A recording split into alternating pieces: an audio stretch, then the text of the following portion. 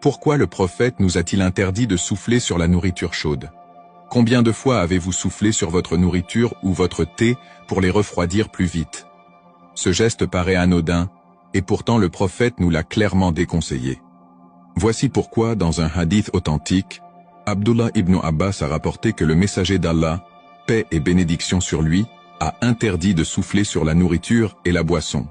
Et dans une autre version, le prophète, paix et salut sur lui, a dit « Si l'un d'entre vous boit, qu'il ne souffle pas dans le récipient ».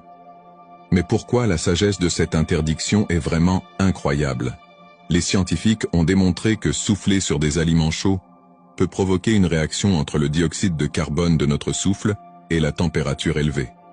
Cela crée un environnement favorable à la formation de bactéries et même d'acide carbonique dans les liquides. Autrement dit, vous rendez votre repas plus dangereux par un simple souffle. Mais ce n'est pas tout. Des études médicales ont montré que notre bouche contient des milliers de germes invisibles, même chez une personne en bonne santé. En soufflant, on les dépose directement sur la nourriture que l'on va ensuite consommer. Cela est une preuve éclatante de la sagesse intemporelle des enseignements prophétiques. Le prophète Mohammed, que la paix soit sur lui, n'interdisait jamais quelque chose sans une raison bénéfique, qu'elle soit visible ou cachée, spirituelle. Pourquoi le prophète nous a-t-il interdit de souffler sur la nourriture chaude? Combien de fois avez-vous soufflé sur votre nourriture ou votre thé pour les refroidir plus vite?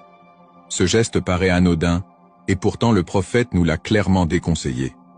Voici pourquoi, dans un hadith authentique, Abdullah ibn Abbas a rapporté que le messager d'Allah, paix et bénédiction sur lui, a interdit de souffler sur la nourriture et la boisson. Et dans une autre version, le prophète, paix